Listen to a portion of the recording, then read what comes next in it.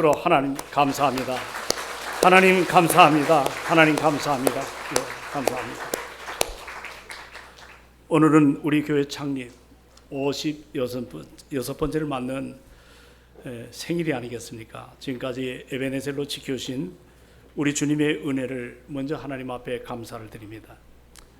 참 생각해 보면 우리 한국 사회 56년 이 짧지 않은 세월 동안 엄청난 변화가 있었고 또 여러 가지로 세대도 바뀌었습니다. 이곳에 노른산시장 한구퉁에서 시작한 우리 동성교회는 작은 예배 처소였습니다.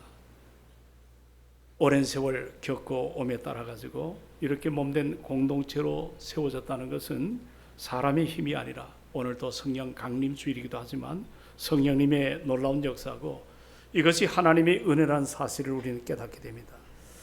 그런데 이 시점에서 우리 스스로에게 이런 질문을 던져봐야 될 줄로 압니다. 지금 우리 동성교회의 영적인 온도가 몇 도가 될까? 과연 주님이 보실 때 어떤 평가를 교회가 받고 있을까? 나의 모습에서 예수 그리스도의 향기가 나는가? 이런 문제는 우리에게 굉장히 중요한 이와 같은 질문이겠습니다. 우리 주께서 이곳에 몸된 교회를 왜 세워놓으셨는지, 그리고 우리가 어떤 모습으로 살아가야 되는지, 좀 더 이런 문제 앞에 우리가 진지하게 우리 자신을 돌아봐야 될 때입니다. 바울은 고린도후서 2장 15절에 이런 고백을 했습니다. 우리는 구원받는 자들에게나 망하는 자들에게 하나님 앞에 그리스도의 향기라고 말합니다. 여러분, 향기는 하나님이 받으시기에 기쁘신 향기, 이게 제물입니다. 제물. 이 제물이 살아있는 것이 아니라 이 제물이 번제단에 죽음으로 올려진 그 제물이 연기죄로 날리는 그것을 성경은 향기라고 표현합니다. 예수 그리스도께서 자신을 희생의 향기 제물로 드리셨듯이 이제 우리 동성교회도 그리스도의 향기로 나의 희생과 섬김과 나의 삶을 나눔으로 이 세상에 흘려보내기 위해서 우리 교회를 여기까지 인도하셨다는 것, 우리가 결코 잊어서는 안 될 줄로 믿습니다. 오늘 이 아침 우리는 이런 고민을 해봐야 돼요. 오늘 나는 어떤 향기를 내고 있는가? 나는 어떤 향기를 내고 있는가? 교회 창립을 맞이해서 우리 가운데 예수님의 마음을 갖고 있지 않다면, 그 예수님의 십자가의 구속의 사랑이 내 삶 속에 아름답게 흐르고 있지 않는다면 우리는 그냥 겉모양만 형식적으로는 교회일 수가 있습니다. 여러분, 향수를 담는 병이 향수병입니다. 그러나 형식인 향수병은 있는데 내용에 향수가 없는 것처럼 우리가 사실 주님의 이 동성교회를 통하여 우리가 이곳에서 예수 그리스도를 나의 구주와 주님으로 영접해서 구원받고 은혜를 받은 사람이라면 그 은혜는 그냥 좋은 기억으로만 끝날 수가 없습니다. 여러분, 은혜는 책임이고 은혜는 사명입니다. 할렐루야. 은혜는 뭐라고요? 책임이고 또한 뭐라고요? 사명입니다. 사명. 세상을 향해 그리스도의 향기를 전해야 될 우리는 사실 사랑에 빚을 진 자들입니다. 이 사랑에 빚을 진 자들을 우리가 살아가야 됩니다. 로마서 1장 14절의 말씀을 보면 나는 모든 사람에게 빚을 졌다고 고백합니다. 참 이 고백, 여러분 누군가가 빚을 진 것, 그 빚을 갚기 전까지는 얼마나 힘이 듭니까? 그런데 바울은 자기는 빚을 졌다고 그렇게 세상 앞에 선포를 합니다. 그리고 예수를 영접한 이후에 자기의 삶을 돌아보니까 정말 그렇습니다.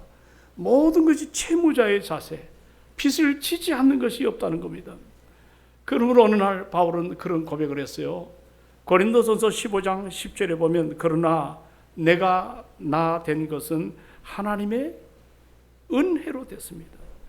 내게 주신 주님의 은혜가 헛되지 아니하여 내가 모든 사도보다 더 많이 수고했지만 이건 역시 내가 한 것이 아니고 오직 나와 함께 하신 하나님의 은혜입니다. 자신이 받은 사랑이 너무 크니까 그 사랑을 혼자 감당할 수가 없어서 그 빚진 자의 심정으로 이 빚을 자기와 삶 속에 피 한 방울 섞이지 않았습니다. 아무 연고도 없습니다. 그런 사람들에게 이 사랑의 빚을 자기가 사명자로 나누어야 된다고 하는, 그것이 은혜의식이고 그것이 사명의식이고 그것이 책임의식이라는 것들을 깨닫게 됩니다. 저는 오늘 사랑하는 여러분들, 창립주일을 맞이해서 마가복음 10장 45절을 중심으로 우리 교회가 섬김과 나눔의 향기라는 주제로 말씀을 나누기를 원합니다.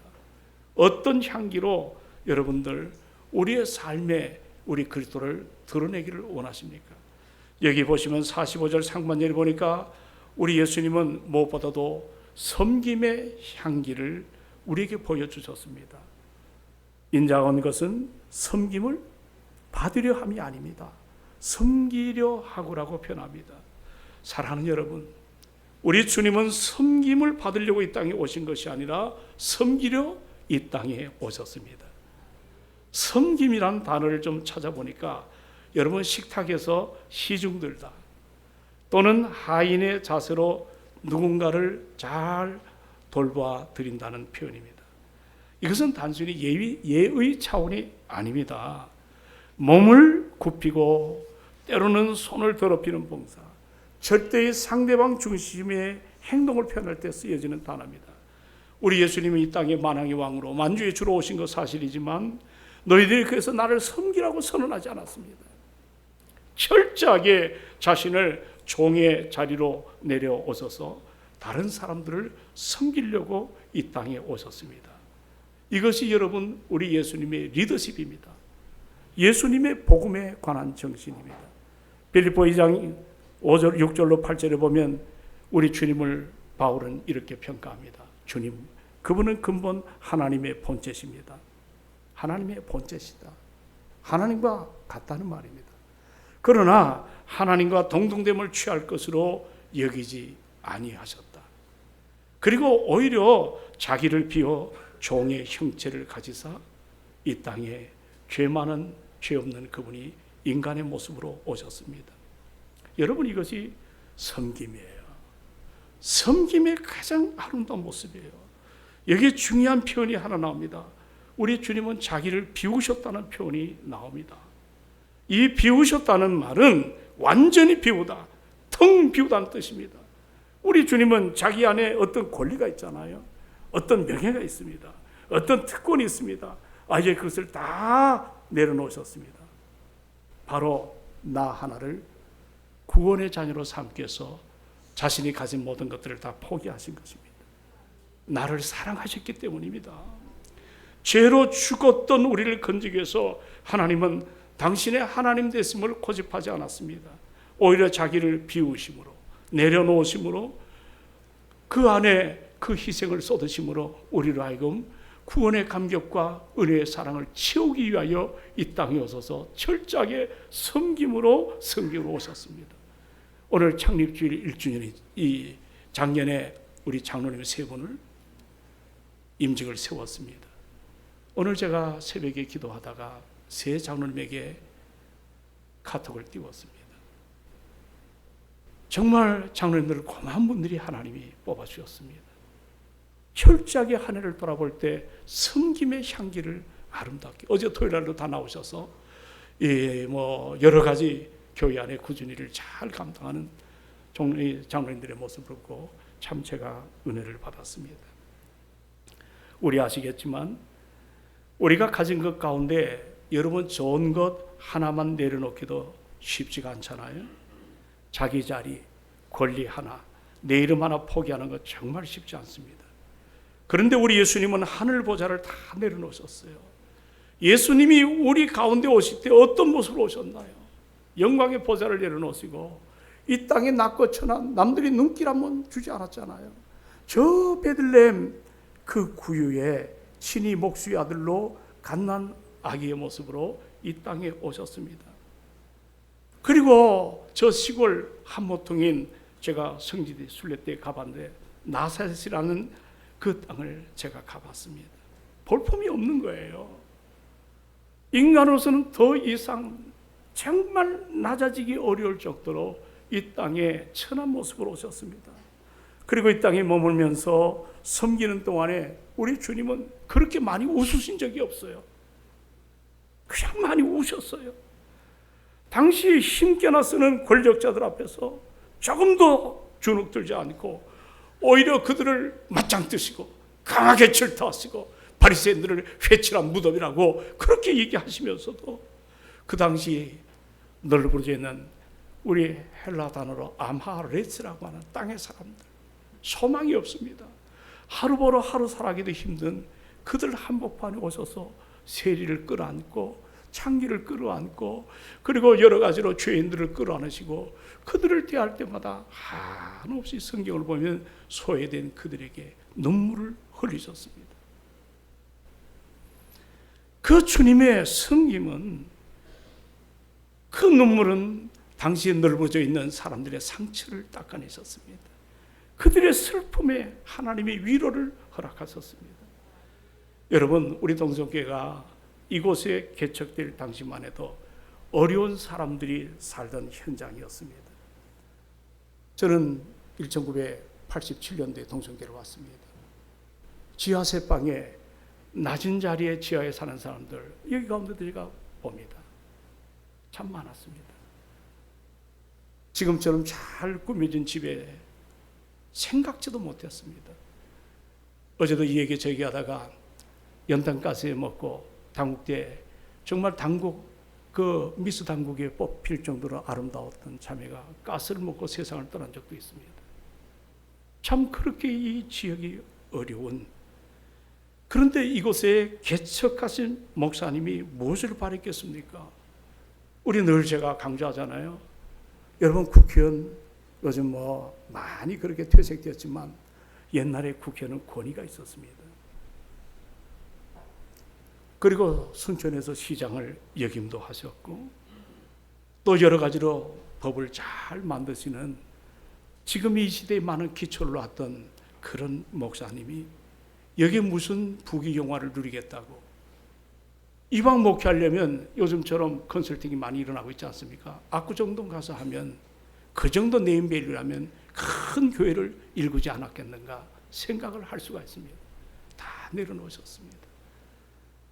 이곳에서 낮은 자의 모습으로 섬기고 그렇게 사셨습니다. 그 사모님은 생전에 제가 봤습니다. 이보배 권사님, 거린들을 늘 식사 대접을 하다가 그 거린이 뭐가 못마땅했는지 사모님의 귀를 냅다 침으로 귀가 모르셨습니다. 정말 이 땅에 머무르시는 동안에 제가 여기 이제 은퇴하신 장로님, 그 당시 저쪽에 정암 열림, 이제 그 아파트가 다 세워졌죠. 나중에 돌아가실 때 남은 재산이 없습니다. 다 주고 떠나셨습니다. 여러분, 정말 오늘의 잣대에 보게 되면 순교를 각오하고 신자 참배를 거부하셨죠. 자신의 가진 기득권을 다 내려놓으셨죠. 그리고 이 동네에 오셔서 한 생을 간이 망가지도록 목회를 하시다가 세상을 떠나셨습니다. 오늘 사랑하는 여러분, 이제 우리가 가져야 될 자세가 뭘까? 정말 그 은혜를 우리가 깨닫는다면, 여러분, 기념주일이 아닙니다. 생일입니다. 이 생일날 내가 가져야 될 자세와 각오와 내가 해야 될 섬김이 도대체 어떤 것인가를 한번 생각해 보십시오. 오늘 우리는 하나님을 두려워해야 됩니다. 그리고 이웃에게 내가 만난 예수 그리스도를 전하는 우리 주변에 자양사동에 믿지 않는 사람들이 얼마나 많은지 모릅니다.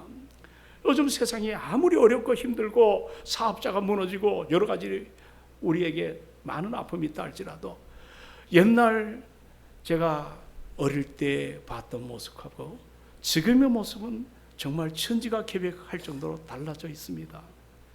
요즘 여러분들 힘이 든 것 사실입니다.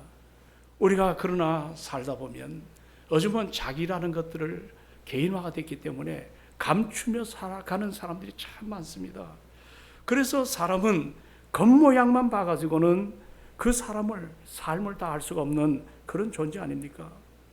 여러분 가운데, 여러분 마음에 어떤 슬픔이 담가 있는지, 여러분의 가슴 깊은 곳에 어떤 아픔의 눈물이 담겨 있는지, 우리는 사람의 그 겉모습을 아무리 살펴봐도 도저히 알 수가 없습니다. 누구나 여러분 교회 나올 때 앞문을 곱게 닫고 나오지 않습니까? 자기를 감춥니다. 나타내질 않습니다. 그렇게 앞문은 철저하게. 그러나 여러분 그것은 우리의 겉모습뿐이지 여러분의 삶의 옆문이나 혹은 뒷문으로 조금만 들어가 보면 어느 가정 어느 개인 할 것 없이 예외 없이 깊은 탄식, 죄에 대한 상처, 그리고 여러 가지로 특별한 여러분 가운데 아픔이 있습니다. 이것이 우리의 삶의 모습이거든요. 이런 인생을 향해서 주님 하시는 말씀이 너희는 상한 갈대요 꺼져가는 등불의 한 심지와 같다고 말합니다. 여러분 다시 말씀드리면 우리 인간은 그 누구라도 불구하고 저 전능하신 우리 하나님의 손길이 나를 붙들어 주지 아니하면 우리는 한순간도 지탱할 수 없는 정말 연약하고 깨지기 쉬운 존재인 것을 고백합니다. 우리가 다 그렇단 말이에요. 뭐 오늘 여기 보니까 중삼층도 많이 오셨는데 다 괜찮은 모습으로 우리가 참 그렇게 살아가는 것 사실입니다. 그러나 조금만 들어보면 어느 누구 예배 없이 다 상처가 있습니다. 질그릇 같은 연약함 다 있습니다. 이러한 연약한 인생에 다가오신 주님은 이사야서 42장 3절에 보니까 한번 따라할까요? 상한 갈대를 꺾지 아니하시고 꺼져가는 등불을 끄지 아니하고 진리로 공의를 베풀 것이다. 여러분 상한 갈대를 꺾지 않고 꺼져가는 등불을 끄기를 원하지 않는 그 주님께서는 이 아침 모인 여러분의 눈물을 아세요. 여러분의 탄식을 아세요. 우리의 후회도 아시고 우리의 허물, 우리의 죄성도 다 알고 계십니다. 그렇기 때문에 우리를 섬기러 오신 주님은 여러분 하나님께서 당신의 아들을 죽여서까지 우리를 구원하셨던 그 하나님, 독생자 아들의 부르짐을 외면하면서까지 죄인된 나를 용서하시고 그리고 사랑하시고 내 있는 모습 그대로 끌어안으시지 않았습니까? 우리가 그 섬김을 깨닫는다면 우리는 오늘 구원받은 자녀로서 그 백성으로서 섬김의 향기를 우리가 삶의 현장에서 드러내기를 원하시는가? 하나님의 아들이신 주님께서 저 영광의 보좌를 내려놓으신 것, 이건 천지개벽할 일입니다. 이 땅에 오신 것 상상도 못하는데 그분이 이 땅에서 오신 것은 대접받으려고 오신 것이 아니잖아요. 섬기려고 오셨습니다. 그 주님의 섬김은 어디까지입니까? 여기 45절 하반절에 보니까 당신의 목숨까지 내어주는, 45절 하반절에 보니까 자기 목숨을 많은 사람의 대성물로 주려 함이라고 말씀합니다. 여러분이 대성물은 종은 스스로 자유할 수가 없습니다. 신분 회복이 안 됩니다. 그럴 때 종을 자유하기 위해서 어떤 값비싼 값을 치러야만이 되는 단어입니다. 한마디로 우리 인간의 죄를 대신 치르시는 그런 희생 제물로 우리 예수님께서 대속 제물로 이 땅에 오셨습니다. 제가 평생 목회자로 살아가지만 안 목사는 나를 봐도 답답할 때가 많을 것 같아. 실수 잘하지. 여러분 앞에 보인 모습이 내 모습이요. 부족한데 도대체 주님이 내가 뭐가 이쁘다고, 내가 어디 선한 구석이 있다고 이와 같이 당신을 희생하며 대속제물로 나를 구원하시고 이렇게 신학의 길을 가게 하시고 지금도 성령께서 나를 붙들어 목회의 길을 가게 하시는가? 하나님의 은혜입니다. 대속제물의 열매입니다. 이거는 비록 나뿐만 아니라 우리 모두에게 여기에 대하여 우리가 감사해야 될 줄로 믿습니다. 그분이 도대체 무엇이 아쉬워서 자기 목숨을 버리셨습니까? 우리 하나님은 죄에 대해서는 참아내지 못하는 분 아니에요? 그런데 예수 그리스도가 우리의 모든 죄를 혼자 또 맡으신 거예요. 그 뒤에 뒤따라온 게 뭐예요? 하나님의 심판. 따라합시다. 하나님의 심판. 죄에 대한 무서운 심판이, 그것이 내가 받아야 되는데 몽땅 우리 주님이 다 그것을 감당하신 겁니다. 그것이 십자가입니다. 거기서 죄 없는 예수님께서 살찌키시고 피 터뜨리시고 수많은 사람이 야제합니다.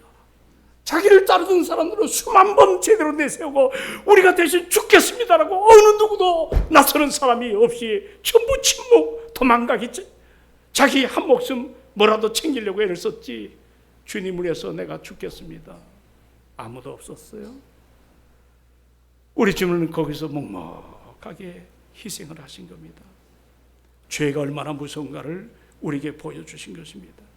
우리가 그 은혜로 예수를 영접하면 누구든지 예수를 영접하는 자는 하나님의 자녀가 되었습니다.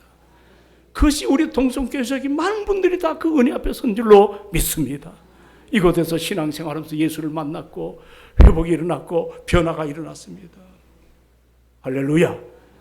우리가 그 사랑으로 여기까지 왔다는 걸 생각할 때 여러분, 주님의 죽음으로 나 대신 십자가 달려 죽으심으로 내 허물과 죄를 다 끌어당겨서 우리를 자유하게 만들었습니다.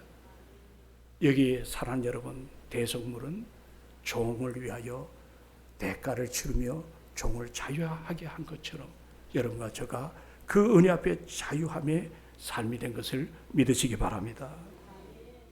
너의 죄 흉악하나 눈과 같이 이겠네. 너의 죄 흉악하나 눈과 같이 이겠네. 내 의로 이 자리에 예배드린 거 아닙니다. 이 찬송의 가사대로 우리의 모든 흉악한 죄를 주님이 다 받아내셨습니다. 그 십자가의 그 사랑, 이제 그 은혜를 받은 우리는 이제 어떤 세상의 생명이 아닌 하나님의 생명을 받고 우리는 더 이상 죽음의 자리에 선 사람이 아닙니다. 우리는 영생을 소유한 하나님의 은혜의 자녀임을 알아야 됩니다. 더 이상 율법도 나를 정죄하지 못함을 믿으시기 바랍니다. 이제는 마귀가 우리를 사로잡지 못함을 믿으시기 바랍니다. 우리는 죄에서 해방된 하나님의 사람들입니다. 이 동성교에서 우리의 새로운 이와 같은 받은 그 사랑을, 그것을 깨달았다면 우리가 여기서 그냥 예배 마치고 가는 것이 아니라 우리가 이제 철이 들어야 되잖아요. 요즘 사춘기가 있는데 사춘기도 일어나고 있답니다. 나이가 50, 60대인데 아직도 내가 누군지도 모르는 사람이 있어요. 방황합니다. 여러분, 우리는 이런 자리에서 깨어나야 됩니다. 56년이 우리에게 주장하는 바, 요구하는 바, 뜻하는 바가 뭘까? 이제 주님이 그렇게 섬김과 나눔으로 자신을 내어줬다면 우리도 그 길을 뒤따라가야 되지 않겠나요? 할렐루야. 우리가 그 은혜 앞에 서야 되지 않나요? 제가 오늘 설교를 준비하다가 미국 선교사 한 분의 이야기를 보게 되었습니다. 중국에서 내려오는 이야기인데, 이분이 중국에서 사역하고 있을 때 중국 땅에 전염병이 창궐했어요. 전염병으로 많은 사람들이 고통을 받고 있고 또 많은 사람들이 전염병에 감염이 돼가지고 죽음을 맛보게 됩니다. 당시 중국 의료 기술로서는 어떻게 대응할 방법이 없었어요. 이 선교사님이 나름 고민을 많이 했어요. 어떻게 하면 이 사람들을 살릴 수 있을까? 그래서 미국으로 이 병원균을 담아가지고 가가지고 백신을 만들어 오는 것, 그게 해결 방법이다. 그래서 유리병에 병원균을 이제 담아가지고 미국으로 갔다고 합니다. 샌프란시스코에 도착했는데 당시 중국의 전염병 소식을 전해진 터라 중국에서 오는 사람들을 의외로 검역이 굉장히 철저했습니다. 이 선교사가 당황했어요. 어떻게 해야 되나? 할 수 없이 이 캡슐을 열고 병원균을 입에 털어 다 먹어버렸습니다. 자기 이제 전염이 되는 거죠. 그리고 검역소를 통과할 수가 있었답니다. 바로 병원에 달려갔습니다. 그리고 의사 선생님에게 간청을 했습니다. 선생님, 나는 지금 중국에서 번지고 있는 전염병에 감염이 되었습니다. 이 병원균을 뽑아 백신을 만들어 주세요. 그리고 그것을 중국 사람에게 보내어서 많은 사람을 살려달라고 간청을 했습니다. 이 선교사는 그 이후에 버티지 못하고 숨을 거두고 말았습니다. 그렇지만 이분의 희생의 대가를 통해서 백신이 만들어지고 많은 중국의 사람들이 살게 되었습니다. 이 선교사가 중국인들을 살려보려고 미국에서 온 것처럼 여러분, 하나님 우리의 구원자로 이 땅에 오셔서 희생제물로 자기를 다 쏟아내 주셨습니다. 우리는 지난 한 주간 동안 모든 교우들에게 공지도 많이 했습니다. 첫사랑을 회복하라, 이 말씀을 가지고 계시록 2장과 3장을 한 주간 붙들고 엎드렸습니다. 2장과 3장을 보시면 소아시아 지방의 7교회의 이야기가 나옵니다. 이건 오늘날 현대판 우리 교회입니다. 우리 지상교회들입니다. 주님께서 7교회마다 평가가 다 다르지 않습니까? 3가지입니다. 그 중에 한 종류의 교회는 칭찬만 받았습니다. 서문학교회, 빌라델피아 교회입니다. 그리고 사대교회나 여러분들 도아드라교회, 버가모교회, 에베소교회는 칭찬도 받았지만 호되게 책망도 받았습니다. 그리고 나머지 한 교회가 라오디게아 교회입니다. 이 라오디게아 교회는 칭찬은 손꼽만큼도 받지 않았습니다. 그러면 심판해야 될 텐데 주님은 이 교회들의 문을 닫지 않았어요. 계속 주의 일에 도구로 쓰시기를 원했습니다. 여러분, 다른 거 아닙니다. 주님은 이 지상교회를 흠도 있고 허물도 있고 부족함도 있지만 당신이 핏값으로 세우신 우리 교회를 정말 우리가 잘못할 때 꾸짖기도 하십니다. 잘할 때는 칭찬도 하십니다. 그러나 이 교회가 이 땅에서 무너지지 않도록 보혜사 성령을 우리에게 보내주신 줄로 믿으시기 바랍니다. 그러므로 우리는 부족하지만 주님 닮아가기를 애쓰는 정말 아름다운 모습이 되기를 원합니다. 모두의 말씀을 드렸어요. 여러분, 온도계 안 갖고 오셨지만 여러분, 나의 영적 온도 얼마 정도 된다고 생각하세요? 한번 여러분의 체온을 한번 재보십시오. 영적 온도계로 여러분의 체온을 재보십시오. 여러분 가운데 뜨겁지도 차지도 않고 미지근한 상태에 있지 않습니까? 우리 주님은 역겨워가지고 토하여 내치라고 말씀하는, 겉으로 볼 때는 제법 괜찮아 보이고 겉으로 볼 때는 다 가진 것 같은데 속을 조금만 들어가 보면 토하여 내치고 싶은 그런 모습이 나의 모습은 아닌가? 주님은 나를 어떻게 평가하시는가? 하나님만 아시죠. 우리는 썩일 수가 있습니다. 하나님 아시죠. 지금 여러분, 제가 오늘 섬김과 나눔의 형기, 혹시 기억하실지 모르겠습니다. 동성교회 와서 저는 그저 이 말씀으로 앞으로 목회 자랑은 저는 섬김과 나눔으로 향기를 바라는 목회를 하고 싶습니다. 그러나 워낙 우리 이 교회에 걸쳐 가신 선배 목사님들과 성도들이 얼마나 무게 있고 아름다운지, 거기에 쫓아가기 바쁜 자리에 여기까지 섰습니다. 그러나 제가 여러분에게 한 가지 질문 드리고 싶습니다. 여러분 삶에 어떤 향기가 나타나고 있죠? 이거는 우리에게 매우 중요한 질문입니다. 여러분에게 누차 말씀도 드린 기억이 나는데 세상에서 가장 유명하고 비싼 향수가 여러분 잘 아는 샤넬 넘버 5입니다. 이것이 1921년도에 만들어졌다고 합니다. 지금까지 5분당 한 병씩 팔린다고 해요. 제가 이 향수 설교를 하니까 저한테 어느 자매가 향수를 하나, 샤넬 5를 선물을 제가 받은 적이 있습니다. 저는 뭐 향기가 뭔지 저는 잘 모르겠어요. 근데 여러분, 5분마다 한 병씩 팔리는 이 향수는 우리나라가 세계에서 가장 많이 팔린다고 합니다.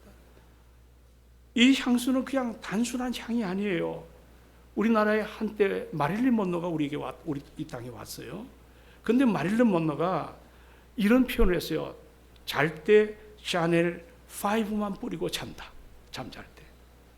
이 말이 전 세계 여인들에게 로망이 되었습니다. 하지만 여러분, 이 향수 하나하나를 만들기 위해서 얼마나 많은 공정이 필요한지 아십니까? 일단 주 성분인 이 글라스 제스민이라고 있습니다. 그리고 올해 장미, 다른 때 장미를 사용합니다. 뭔가 원시를 만들어서 거기서 장미를 사용하지 않는다고 합니다. 글라스 제스민과 오래 향 장미를 사용합니다. 이 꽃들은 단 하루 새벽입니다. 손으로 따야 된다고 합니다. 수천 송이의 꽃에서 단 몇 방울의 정유만 추출되기 때문에 엄청난 시간과 인내 그리고 수고, 희생이 필요합니다. 그래서 여러분, 이 향수 한 병의 가격이 수십만 원을 넘고 진품 가운데 일부는 수백만 원을 호가하기도 합니다. 그런데 보세요. 이거보다 더 귀하고 아름다운 향기가 있어요. 뭔지 아십니까? 바로 예수 그리스도의 섬김과 나눔의 향기입니다. 섬김과 나눔. 이 땅에 동성교회를 주께서 세우신 이유가 뭘까? 예수 그리스도의 십자가의 사랑과 영원한 생명을 이 세상에 가둬놓지 말고 흘려버리기 위함이 아닙니까? 교회는 세상을 닮아서는 안 됩니다. 장로님 오늘 그런 기도 고백을 하셨어요. 세상을 흉내내서도 안 됩니다.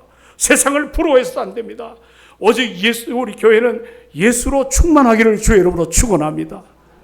예수가 충만하면 되는 겁니다. 그분이 충만해야 될 줄로 믿습니다. 그분이 원하는 대로 순종하시고, 그분이 원하는 대로 희생하시고, 그분이 원하는 대로 우리가 수정 들고 믿음으로 달려나가는 것, 그게 교회입니다. 우리의 얄팍한 상식과 어떤 지성을 가지고 현실을 바라보고 그렇게 하는 게 교회가 아닙니다. 주님이 나 하나를 위해서 모든 걸 다 내려놓으시고 죽기까지 사랑하신 것처럼 우리가 그 은혜로 56번째 이 아침 생일 모든 교우들이 다 함께 예배를 드립니다. 우리는 에베네셀로 여기까지 도우신 하나님을 찬양해야 될 줄로 믿습니다. 창립 56주년 생일입니다. 보통 생일이 아닙니다. 앞으로 주님이 오시는 그날까지 우리 교회가 이 땅에 존재하는 교회가 되기를 주의 이름으로 축원합니다. 아멘 합시다. 이런 놀라운 소망을 안고 오늘 주신 말씀처럼 섬김과, 따라합시다. 섬김과 나눔으로 향기를 뿜어대는 교회가 되자. 우리가 교회입니다. 우리가 향기입니다. 이제 그 향기를 품고 세상에 나아가는 우리가 되시기를 주님의 이름으로 축원합니다. 은혜가 충만하신 아버지 하나님 고맙습니다. 이곳에 개척을 안 하셔도 되는데 그 정도 학위와 그 정도 경력과 그 정도 경험치를 갖고 있다면 여기저기 좋은 터를 바라보고 좋은 환경에서 얼마든지 개척할 수가 있는데 이곳에 주님의 교회가 세워졌습니다. 여기 골목 나와 들어오는데 얼마나 힘이 듭니까, 주님? 그러나 우리는 다릅니다. 세상과 다름이 주는 감동이 우리 교회 안에 충만하기를 원합니다. 오늘 섬김과 나눔의 향기, 마가복음 10장 45절이 내 마음판에 잘 아로새긴 은혜의 신비에 새겨진 글자가 되기를 원합니다. 주님, 이제 우리는 더 성숙해지고 그리스도를 닮아가는 복음의 전령사로서 복음을 나누기를 원하는 우리가 되게 하여 주옵소서. 예수님의 이름으로 기도하옵나이다. 아멘. 아멘.